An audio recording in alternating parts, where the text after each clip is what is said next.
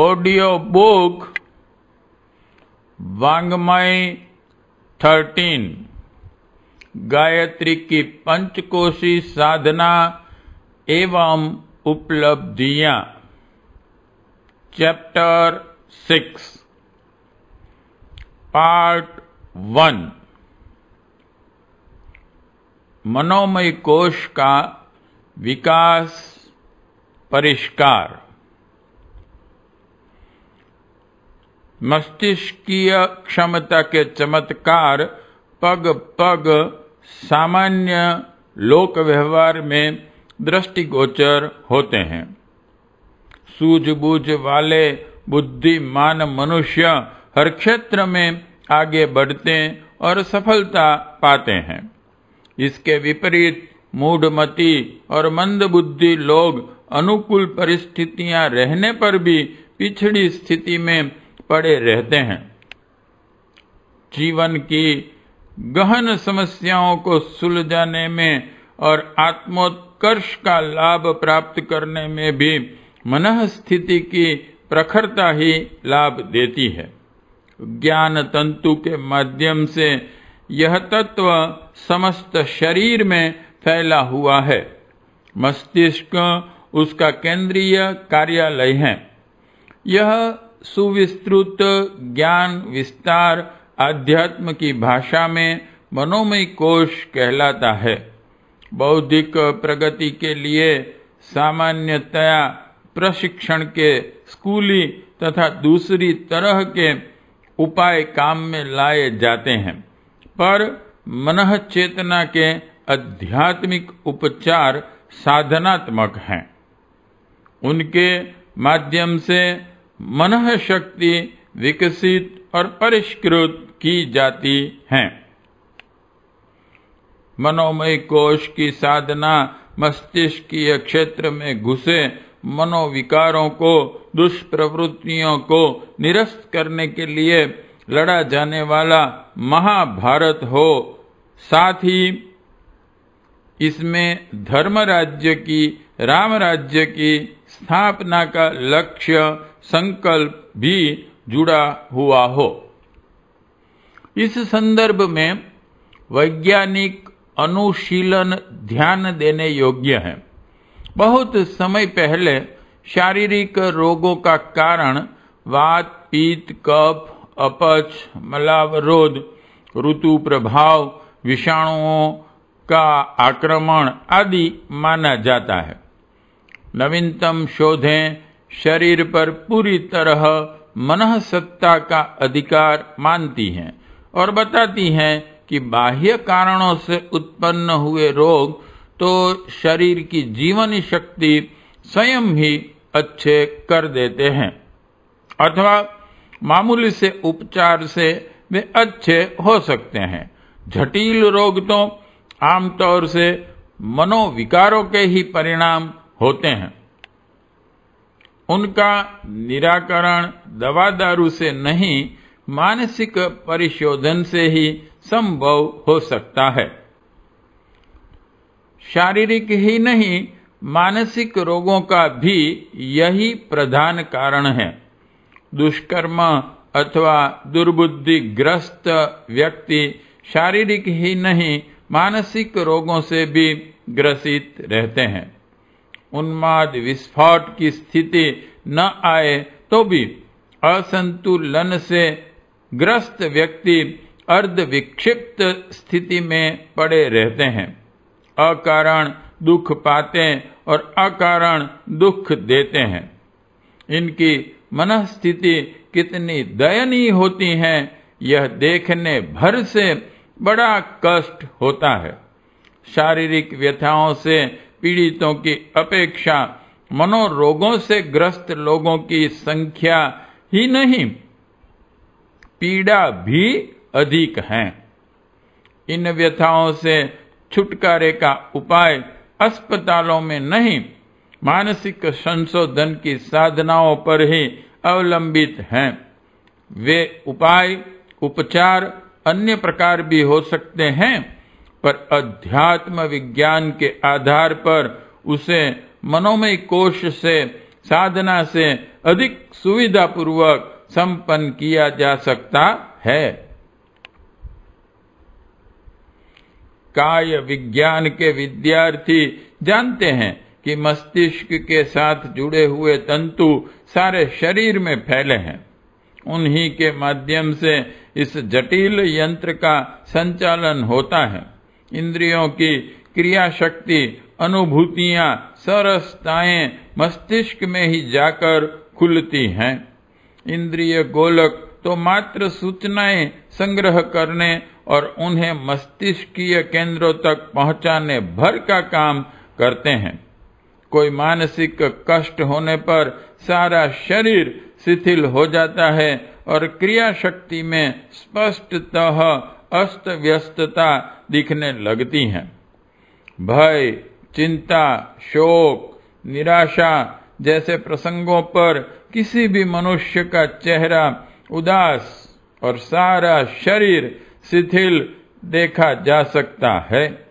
क्रोध, अपमान, द्वेष, प्रतिशोध की स्थिति में किस प्रकार अंग प्रत्यांगों में उत्तेजना दिख जाती है, इसे किसी आवेशग्रस्त पर छाए हुए भावोन्माद को देखकर सहज ही देखा समझा जा सकता है। प्रसन्न और निश्चिंत रहने वाले स्वस्थ रहते और दीर्घजीवी बनते हैं। इसके विपरीत क्षुब्ध रहने वाले अकारण दुर्बल होते जाते हैं और अकाल मृत्यु से असमय मरते हैं। यह तथ्य स्पष्ट करते हैं कि शरीर संस्थान पर आहार विहार का, जलवायु का जितना प्रभाव पड़ता है, उससे कहीं अधिक भाव संस्थान का होता है। शरीर में स्नायु मंडल द्वारा तथा नलिका विहीन ग्रंथियों द्वारा भावनाएं क्रियाशील होती हैं। हमारे संपूर्ण शरीर में स्नायुओं का जाल बिछा हुआ है। सामान्यतः स्नायु उज्ज्वल वर्णी होते हैं और तार की तरह ठोस होते हैं। हमारी सभी पेशियां स्नायुओं के ही आधार पर चलती हैं। प्रत्येक पेशी में पहुंचने वाला मुख्य स्नायु सुतली की तरह मोटा होता है। फिर उसकी शाखा प्रशाखाएं अधिकाधिक पतली होती चली जाती हैं। कई प्रशाखाएं तो बारीक सूत जैसी पतली होती हैं। संपूर्ण स्नायु मंडल के दो भाग हैं। 1 ऐच्छिक, 2 अनैच्छिक। चलने फिरने, झुकने, मुड़ने, वस्तुएं उठाने, रखने आदि की क्रियाओं में हम अपने हाथ पैर आदि को इच्छानुसार हिलाते हैं। यह ऐच्छिक स्नायुओं के ही कारण है। अनैच्छिक स्नायुओं पर हमारा ऐसा अधिकार नहीं होता। वे शरीर की आंतरिक क्रियाएं संपादित करते हैं, जैसे हृदय की धड़कनें, सांसों का आना जाना आदि। अनैच्छिक स्नायु मंडल का केंद्र मस्तिष्क का एक लघु अंश हाइपोथैलेमस होता है। यही हाइपोथैलेमस नारी व पौरुष ग्रंथि को भी नियंत्रित करता है।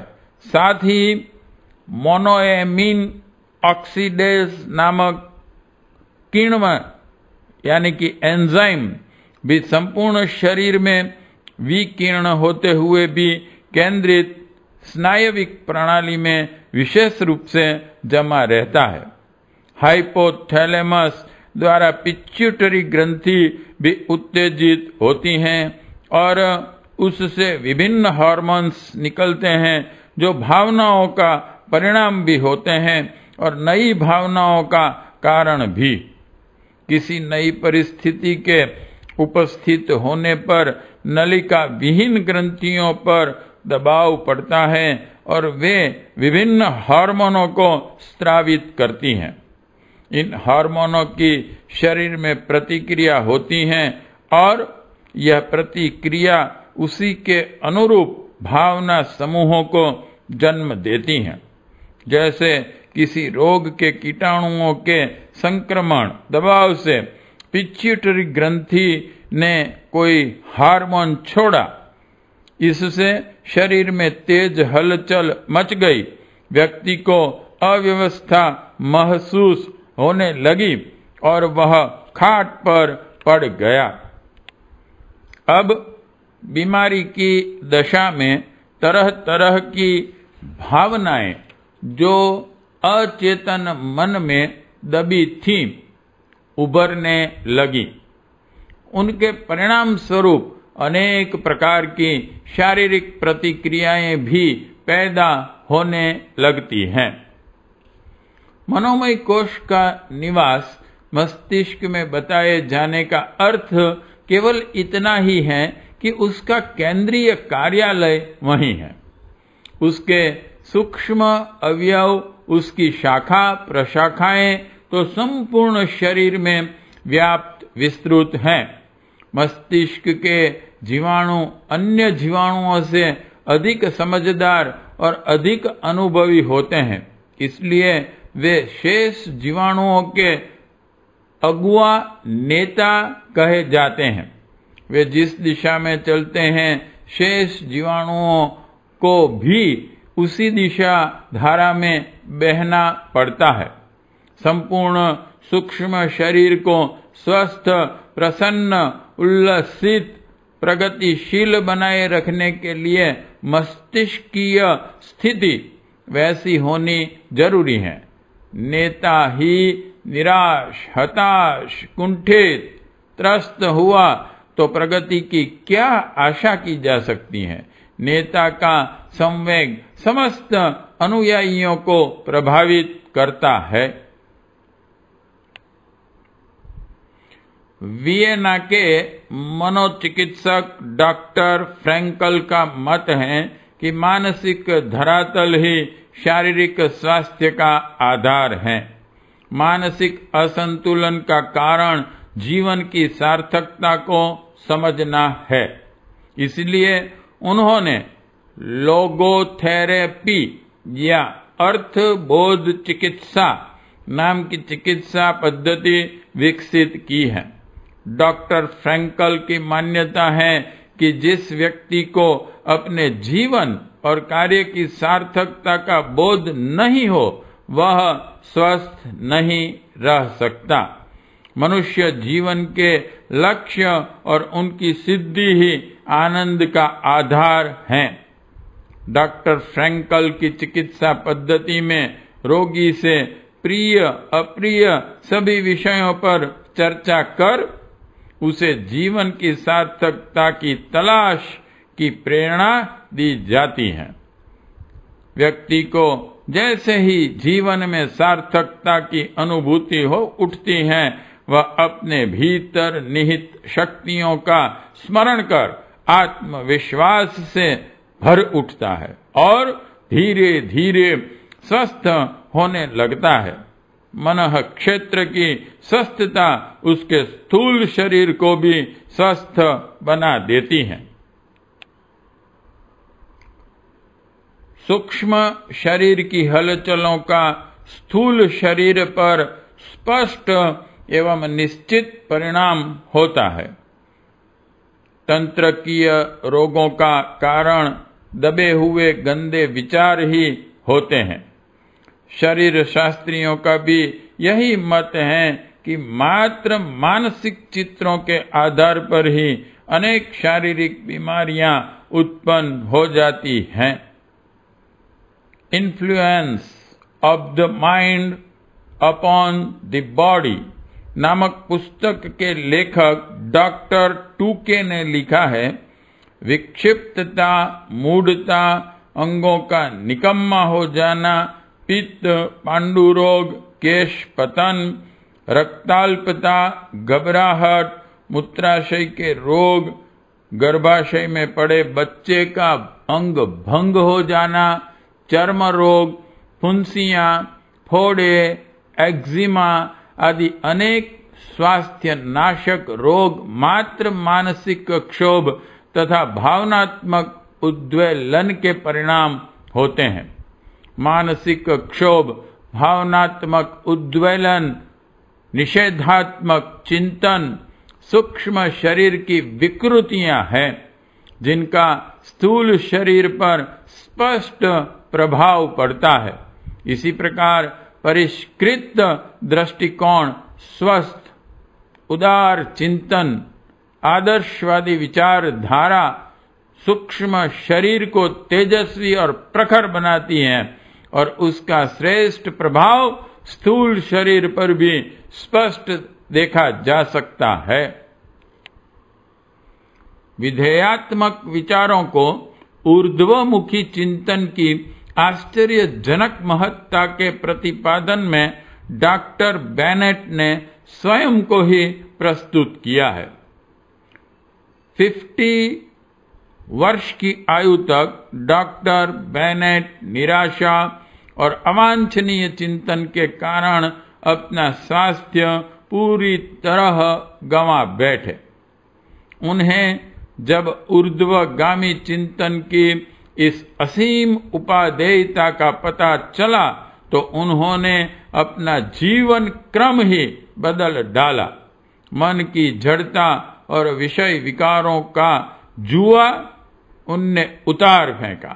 हृदय को श्रद्धा आस्था से भरा, सदैव प्रसन्न प्रफुल्ल रहने की आदत बना ली। 20 वर्षों के अपने इस जीवन को स्वर्गीय सुख से ओतप्रोत बनते हुए डॉक्टर बेनेट ने अपनी 50 वर्षीय फोटो तथा 70 वर्षीय फोटो भी इसी पुस्तक में छपी है। पहली में उनका चेहरा झुर्रियों से चिपके गाल, धसी आंखों के कारण मनहूस दिखाई देता है, जबकि 70 वर्ष की आयु में वे स्वस्थ सशक्त दिखाई देते हैं। झुर्रियां न जाने कहां चली गई, चेहरे में उद्दीप्ति है और युवकों जैसी सक्रियता। अब तक किए गए ऐसे ही विविध आधुनिक प्रयोगों से यह स्पष्ट हो गया है कि मन का, मस्तिष्क का कष्ट प्रत्येक जीवाणुओं को कष्ट में डाल देता है। घृणा, ईर्ष्या, क्रोध का अनिष्ट प्रभाव समस्त जीवाणुओं में तुरंत दौड़ जाता है, झलक उठता है। मस्तिष्क में प्रसन्नता का भाव आते ही प्रत्येक जीवाणु प्रसन्न पुलकित हो उठता है। ये सभी जीवाणु परस्पर गहन आत्मीयता और अभिन्नता का भाव रखते हैं। प्रत्येक जीवाणु की दशा से सभी प्रभावित होते हैं। इनका सुख दुख मिला जुला ही होता है। इनका पारस्परिक सौहार्द सद्भाव अनूठा है। सच्ची मैत्री, प्रगाढ़ आत्मीयता, सहानुभूति के ये अनूठे उदाहरण हैं। कल्पना करें कि एक व्यक्ति को तेज भूख लगी है, सुस्वादु भोजन का थाल सामने है। उसी समय किसी प्रिय जन की मृत्यु का तार मिलता है। उसे पढ़ते ही मस्तिष्क में उस प्रिय जन की संचित स्मृति सहसा जागृत हो उठती है। मन में आत्मीय संवेदना उमड़ पड़ती है। मस्तिष्क के जीवाणुओं में हलचल उथल पुथल मच जाती है। मस्तिष्क के जीवाणुओं की इस प्रतिक्रिया का तत्काल संपूर्ण शरीर के जीवाणुओं पर प्रभाव पड़ता है। जीभ सूखने लगती है। भूख बढ़ाने वाले जीवाणुओं जो उछल कूद मचा रहे थे, चीख चीख कर भोजन की मांग कर रहे थे, सहम कर शांत निष्क्रिय दुबके से बैठ जाते हैं। हृदय और दूसरे अंग भी निष्प्राण से हो चलते हैं। दिल डूबने लगता है, आंखों के सामने अंधेरा छा जाता है, शरीर निढाल हो जाता है, समस्त अंगों पर यह प्रभाव पड़ता है।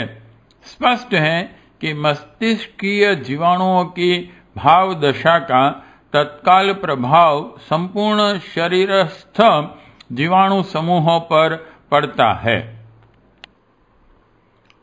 Old age, it's cause and prevention नामक पुस्तक में उसके रचयिता सुप्रसिद्ध अमेरिकी वैज्ञानिक तथा लेखक डॉक्टर बैनेट ने एक बहुत ही मनोरंजक किंतु शिक्षाप्रद घटना दी है। एक 19 वर्षीय फ्रांसीसी युवती ने एक अमेरिकन नवयुवक से विवाह का निश्चय किया। युवक निर्धन था, सो तय यह हुआ कि पहले वह अमेरिका जाकर धन कमाएगा और लौटकर शादी करेगा।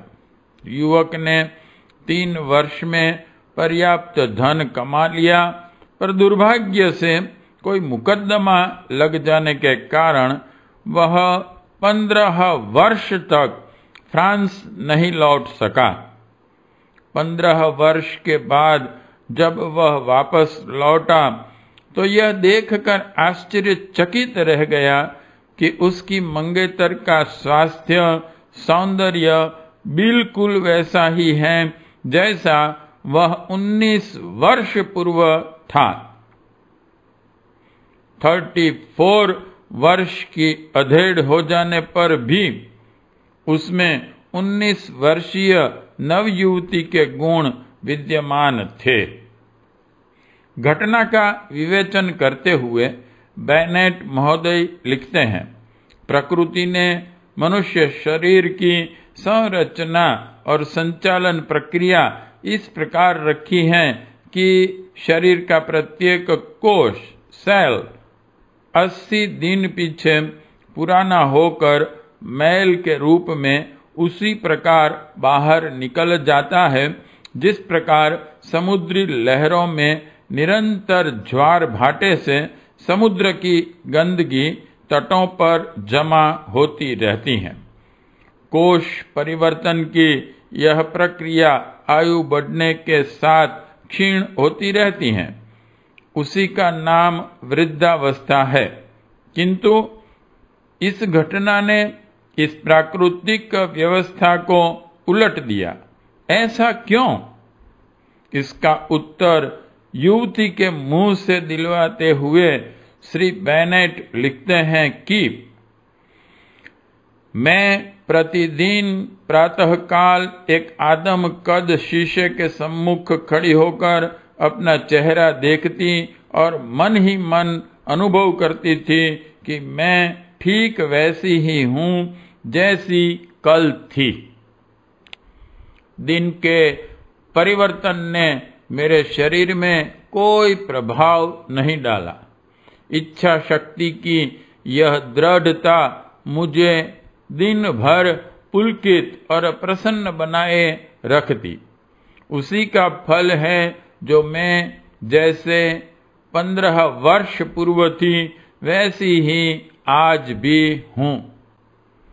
सूक्ष्म शरीर के शोधन की विचारों को ऊंचा उठाने की संकल्प महत्ता उन्होंने अमेरिका के अध्यात्म परायण व्यक्ति डॉक्टर मॉर्डन की पुस्तक लोह इच्छा शक्ति यानी कि एन आयरन विल से समझ ली, जिसमें बताया गया है मनुष्य अपने विचार नए कर लें, चरित्र को ऊंचा उठा लें तो अपना शरीर भी बदल सकता है।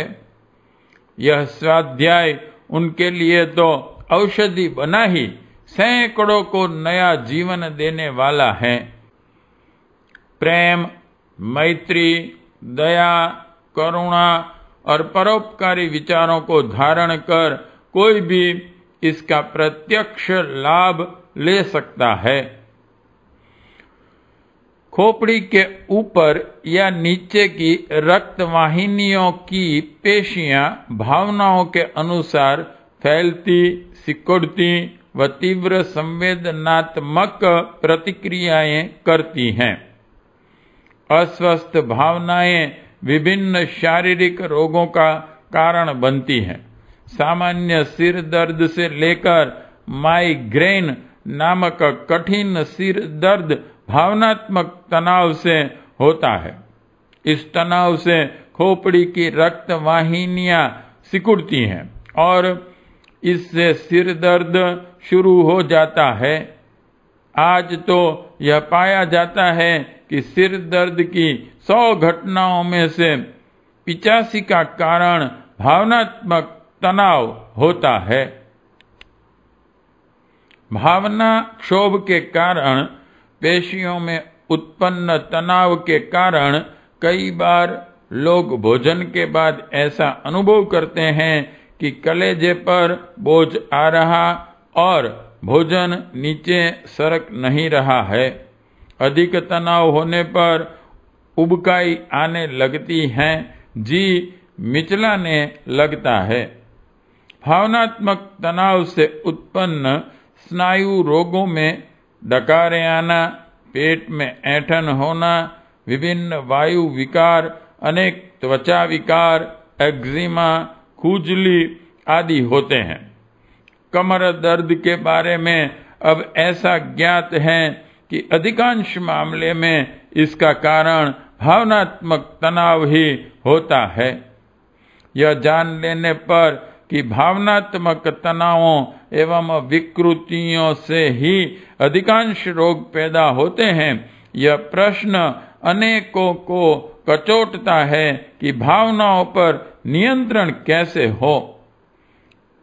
इसका एक ही सरल मार्ग है, समझदारी भरे दृष्टिकोण का नित्य प्रति के जीवन में अभ्यास। बिना अभ्यास के यह दृष्टिकोण व्यावहारिक जीवन में नहीं उतरता। जिंदगी को बोझ न मानते हुए खेल भावना से जीना अभ्यास द्वारा ही संभव है। अपनी सीमाओं को पहचानना, शक्ति के सर्वोत्तम उपयोग की व्यवस्था करना, मैं की चीख पुकार से मुक्त अपने दायित्वों को समझना और निभाना तथा सृजनात्मक वृत्तियों का जीवन में निरंतर विकास करना ही एकमेव राजमार्ग है। सामान्यतः कठोरता, क्रोध, बात मात में लड़ बैठने आदि का हम भ्रांतिवश शक्ति का पर्याप्त मान बैठते हैं, जबकि मनोवैज्ञानिक इस सब को बचकानी हरकतें मानते हैं। ये दुर्बलता के प्रतीक हैं। शक्तिशाली व्यक्ति विनम्र एवं दृढ़ होता है। क्रोध और झगड़ालूपन तो शक्तिहीनता की उपज है। सादगी, संयम का अभ्यास ही शक्ति का स्रोत है, किंतु अपनी दुर्बलताओं पर व्यर्थ की खींच भी लाभ कर न होगी। धीरे धीरे ही कुसंस्कार चित्त तल पर जमते हैं और धीरे धीरे ही उनका उन्मूलन संभव है। सतत अभ्यास ही सर्वोत्तम उपचार है। इस बात को सदा ध्यान में रखा जाए कि मन की कुटिलता और अनैतिक कर्म ही रोग का आधार है तथा मन की शुचिता, स्नेह, करुणा और व्यापक मानवीय प्रेम द्वारा इन रोगों को मिटा सकना सरलता से संभव है। मस्तिष्क की धुलाई, सफाई वैज्ञानिक उपकरणों से भी संभव हो सकती है। फिर अध्यात्म साधना के उपचार तो उससे अधिक ही सशक्त समर्थ होते हैं। उनका प्रभाव तो और भी अधिक होना चाहिए। Electrical stimulation of brain ESB पद्धति के अनुसार कई एशियन विश्वविद्यालयों ने आंशिक रूप से मस्तिष्क की धुलाई ब्रेन वॉशिंग में सफलता प्राप्त कर ली है। यह अभी बंदर, कुत्ते, बिल्ली, खरगोश, चूहे जैसे छोटे स्तर के जीवों पर ही प्रयोग किए गए हैं। आहार की रुचि, शत्रुता, मित्रता, भय, आक्रमण आदि के सामान्य स्वभाव को जिस प्रकार चरितार्थ किया जाना चाहिए उसे वे बिल्कुल भूल जाते हैं और विचित्र प्रकार का आचरण करते हैं। बिल्ली के सामने एक चूहा छोड़ा गया तो वह आक्रमण करना तो दूर, उससे डरकर एक कोने में जा छिपी। क्षण भर में एक दूसरे पर खूनी आक्रमण करना, एक आध मिनट बाद परस्पर लिपटकर प्यार करना, यह परिवर्तन उस विद्युत क्रिया से होता है जो उनके मस्तिष्कीय कोशों के साथ संबंध रहती है। यही बात मनुष्य पर भी लागू हो सकती है। मानव मस्तिष्क अपेक्षाकृत अधिक परिष्कृत होता है। उसमें प्रतिरोधक शक्ति भी अधिक होती है, इसलिए उसमें हेरफेर करने के लिए प्रयास भी कुछ अधिक करने पड़ेंगे और पूर्ण सफलता प्राप्त करने में देरी भी लगेगी। पर जो सिद्धांत स्पष्ट हो गए हैं उनके आधार पर यह निश्चित हो गया है कि मनुष्य को भी जैसा चाहे सोचने, मान्यता बनाने और गतिविधियां अपनाने के लिए विवश किया जा सकता है। मनोमय कोश की साधना मस्तिष्कीय क्षेत्र की धुलाई सफाई ही नहीं करती, वरन उसे समुन्नत, सुसज्जित एवं सुसंस्कृत बनाने का काम भी बहुत हद तक पूरा कर सकती है। मनोमय कोश शरीर और मस्तिष्क के समूचे को अपने अंचल में समेटे हुए हैं। वह इन दोनों क्षेत्रों को प्रभावित करता है। अंतःकरण के अस्त व्यस्त और विकृत स्थिति में बने रहने पर उसकी प्रतिक्रिया शारीरिक और मानसिक स्वास्थ्य पर विनाशकारी प्रभाव डालती है। व्यक्तित्व लड़खड़ा जाने पर दृष्टिकोण और व्यवहार दोनों ही गड़बड़ाते हैं। फलतः गतिविधियां अवांछनीयता से भर जाती हैं। स्पष्ट है कि ऐसी स्थिति में विपत्तियां ही उत्पन्न होंगी, अवरोध ही खड़े होंगे, कलह और संकट आक्रमण करेंगे। समूचा जीवन ही नरक बन जाएगा। इस नारकीय यंत्रणा से छुटकारा कोई और नहीं दिला सकता, क्योंकि इस विपत्ति का दोष भले ही किसी पर थोपा जा सके, उसका कारण अपना आपा ही होता है। मनः स्थिति के रूप परिस्थिति बनने का तथ्य इतना स्पष्ट है कि उसे जुटलाए जाने की कहीं कोई गुंजाइश नहीं है।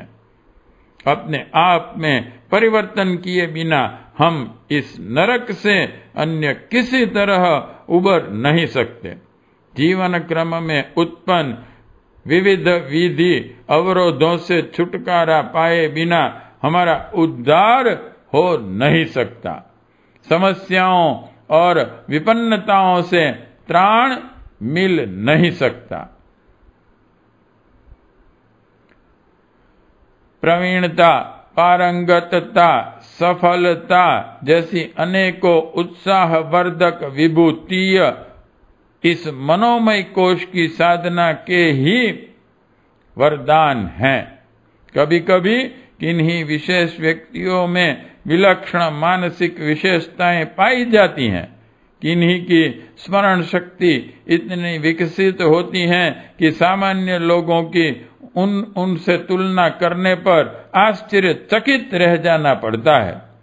किन्हीं में कला कौशल की पारंगतता आरंभिक जीवन में ही पाई जाती है, जिनके कारण वे एक आश्चर्य की तरह दर्शनीय और ख्याति प्राप्त बन जाते हैं। इन अद्भुत घटनाओं का मूल रहस्य इतना ही होता है कि उनका मनोमय कोश किन्हीं अंशों तक जागृत हो उठा है। पूर्व जन्मों की उपलब्धियां ही ऐसे कारणों में प्रधान भूमिका निभा रही होती हैं। मनुष्य पिछले जन्म के असंख्य संस्कार अपने साथ लेकर आता है। उन्हीं में मनोमय कोश का विकास होना भी एक हो सकता है। साधना से सिद्धि का सिद्धांत हर क्षेत्र में काम करता है। श्रम का पुरस्कार मिलने की बात सर्वविदित है। पुरुषार्थ का प्रतिफल प्राप्त होने के सिद्धांत को सुनिश्चित तथ्य मानकर ही संसार के विविध क्रियाकलाप चल रहे हैं। अध्यात्म साधना के संबंध में भी यही बात है। यदि वह तथ्यों पर आधारित हो और विधिवत संपन्न की जाए तो उसके लाभ मिलना भी सुनिश्चित है। मनोमय कोश को जागृत परिष्कृत करने के प्रयत्नों में ध्यान एकाग्रता को प्रमुखता दी गई है, जिससे संकल्प बल प्रचंड हो, लक्ष्य विशेष पर उसका नियोजन हो सके। इस आधार पर मस्तिष्क संस्थान को विकसित करने, व्यक्तित्व में चमत्कारी प्रतिभाओं को जगाने जैसे अनेकों लाभ प्राप्त किए जा सकते हैं। पार्ट 1 समाप्त।